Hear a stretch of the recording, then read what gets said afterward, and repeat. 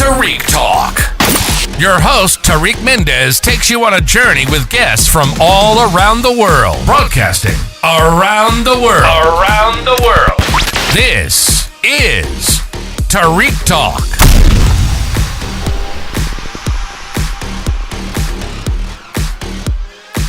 All right, guys, today we are here with Louise Deininger at the MENA Contemporary. She's a member of the ESKFF residency. Yes. Did I pronounce that correctly? Yes. Yeah? Okay, cool.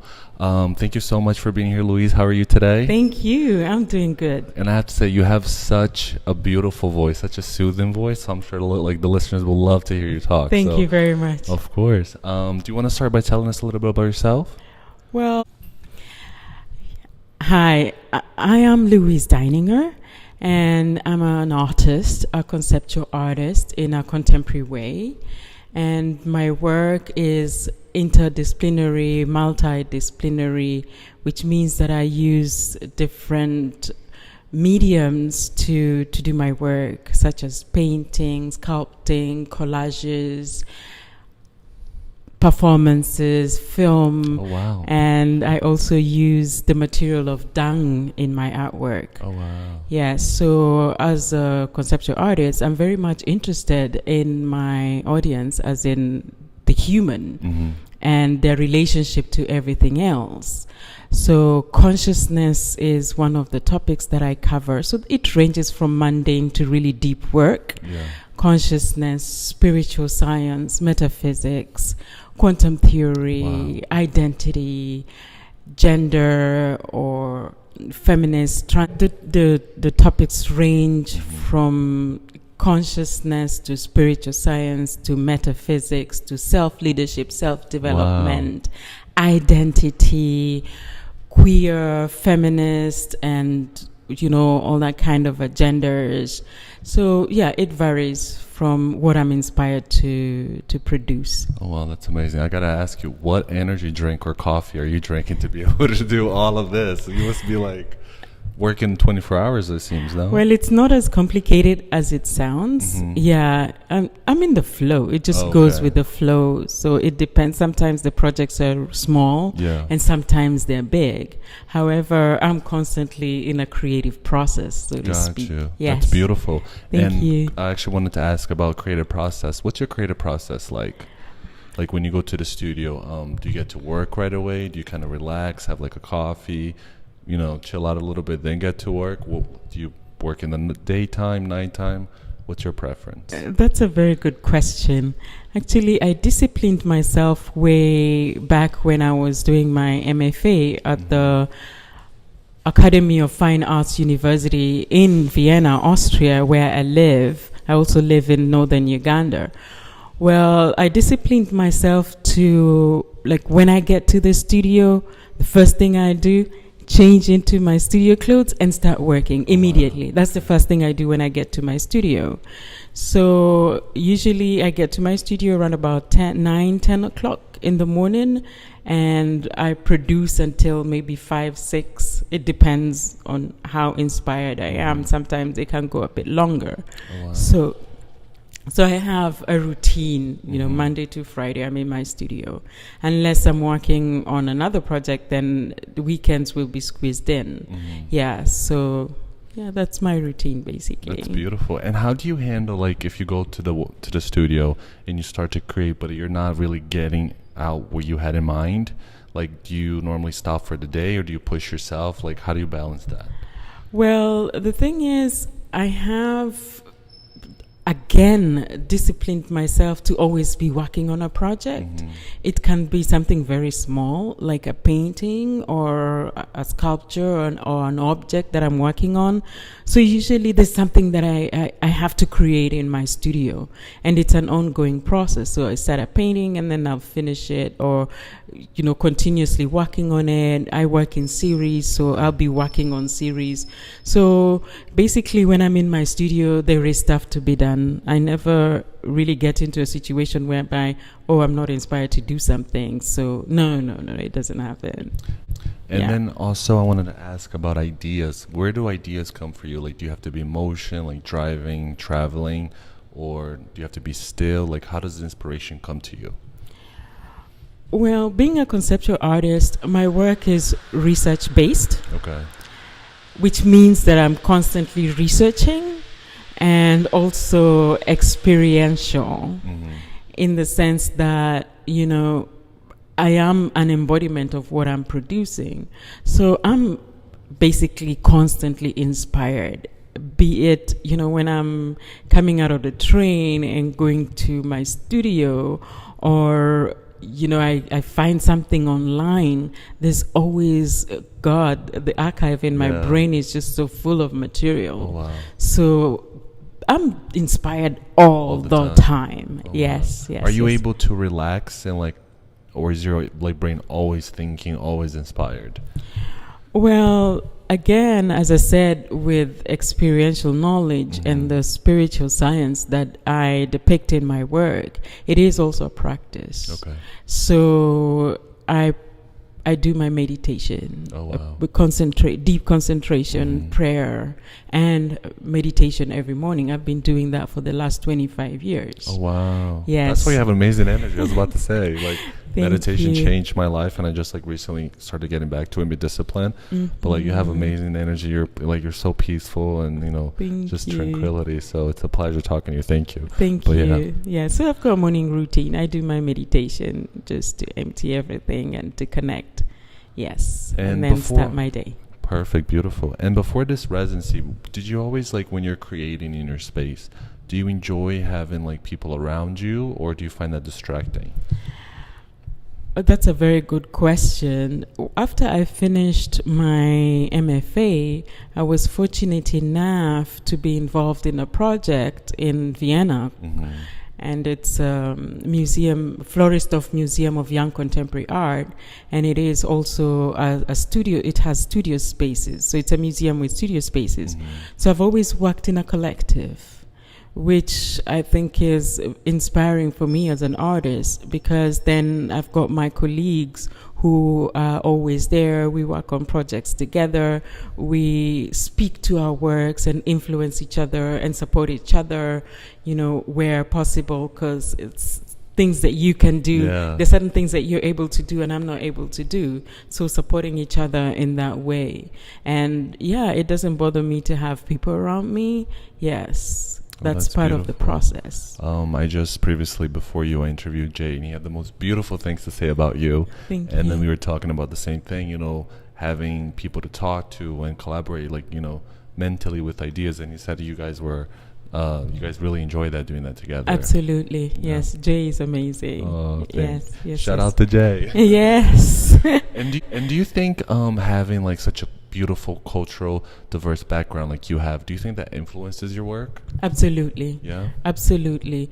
I'm very happy and grateful that I was born in the family that I was born in, that I was born in the country that I was born in. I was born in Uganda, raised in Kenya, and grew up in the UK. Now I live in Austria, between Austria and northern Uganda. And I've also lived in other countries as well, such as Italy, you know, short breaks in Amsterdam. Wow. In Holland. Oh, yes. That's the word, yes. So all these experiences I bring with me, and that finds itself into the works. Yes, so it's amazing. It's a gift to be able to be that person who, you know, interacts with so many, sees the world in different perspective, and I travel a lot too. So then, you know, my perspective is widened, and I'm able to bring this into my work. And this also supports the work in the sense that my audience usually find a way in which they connect with the work. So it speaks to a wide range of people. And that is mainly because of the experience that I bring with me and integrate it into my work. Oh, well, that's beautiful. Hearing you say that, like with your, you know, travelers and all your knowledge and everything, it reminds me, I love Maya Angelou. And my favorite quote that she says is, I come as one, but I stand as 10,000. Yes. It kind of reminds me of that, you know, all your knowledge or your artistic knowledge and talent, you know, coming into one body and having all of that around you. That's beautifully said. Yes. And what are you working on at the moment right now? Whoa, another very good question. I just finished the paintings at ESKFF, and the topic was quite amazing. Journey home through the spirit of the ancestors. Wow. So this was also a work that I invited other people to be involved in, especially women of color, indigenous women, and Jay was an exceptional, was included in this work. Yeah. So what happened in this series, there was contribution, and grandmothers came up quite a bit in the works. Yes, so basically it was a way in which I also appreciate and give voice to all those who supported me in that project, and also, to give them this platform whereby, a lot of people are going to be coming to see this show. And I'm also working with another artist downstairs, Daston. He's a photographer, so we're doing a collaboration together. I'm going to finish that this week. Oh wow, that's beautiful. Then I'm back to Vienna. I need vacation after this 3 months of really working endless hard. creativity. Yes. Right? And will you be back in the area after that?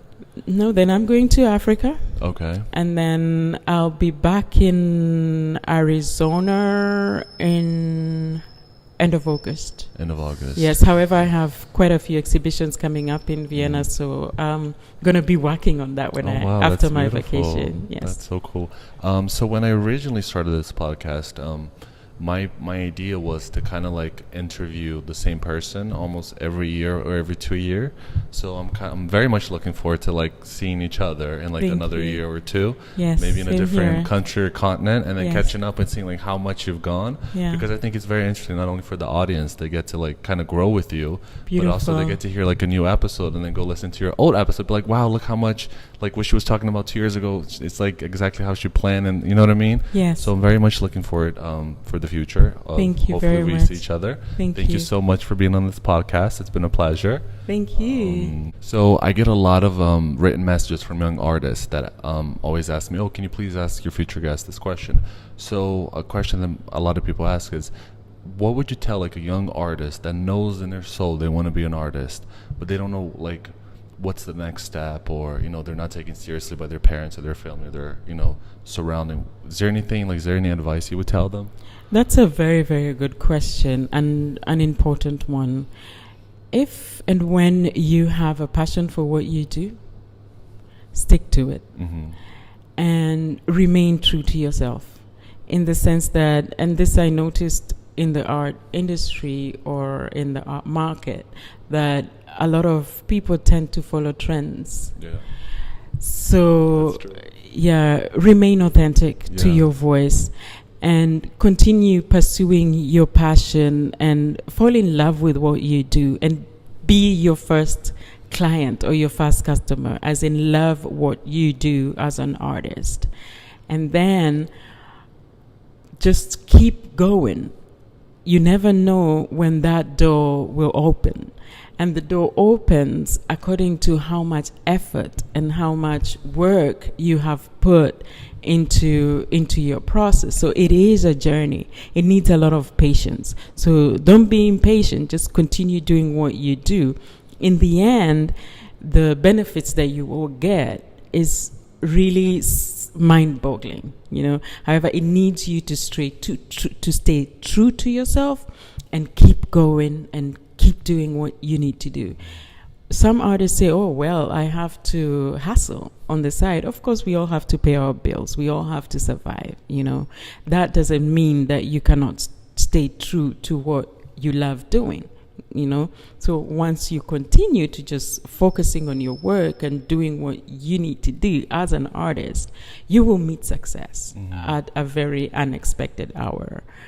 In my case as well, my family couldn't understand why I chose to do art. They would have expected me to maybe be a lawyer, or a doctor. Be a leader. I am a leader. Absolutely. So they expected me to follow that path. However, my calling was different. So I am able to also change the world through what I do and also earn from what I do. And it's a process. It's a journey. It needs a lot of discipline. It needs a lot of commitment. It needs consistency.